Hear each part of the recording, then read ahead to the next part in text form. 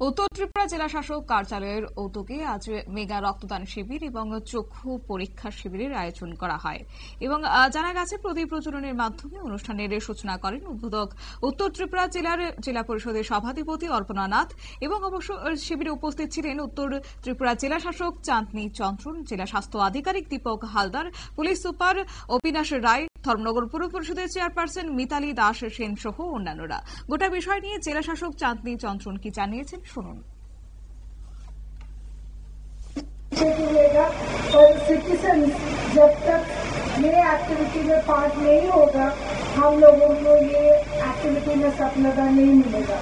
हमारा पूरा पॉपुलेशन का सिर्फ 3% है हमारा गवर्नमेंट एम्प्लॉइज। बाकी लोगों को भी ये इनिशिएटिव में एक्टिव रहना है और हमारा ये जो इवेंट्स है जो डिस्ट्रिक्ट एडमिनिस्ट्रेशन करते हैं वो सिर्फ एक मैसेज देने के लिए करते हैं कि ये एक्टिविटी का महत्व क्या है, वो समझाने के लिए करते हैं। तो सब लोग एक साथ आके इसको एक मूवमेंट बनाना है, एक मोमेंटम देना है। फिर हमारा डिस्ट्रिक्ट में ऐसे कभी भी नहीं होना है कि ब्लड बैंक में गया और ब्लड नहीं है। बहुत बहुत धन्यवाद। Thank you.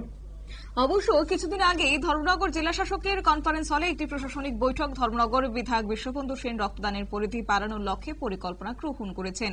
সেই আলোচনার ভিত্তিতে আজকে এই মেগা রক্তদান শিবিরের আয়োজন করা হয়েছে। অবশ্য অনুষ্ঠানে 100 জনেরও বেশি রক্তদাতা এদিনের স্বেচ্ছায় রক্তদান করেছেন বলে জানিয়েছেন জেলা শাসক চাঁদনী চন্দ্রন।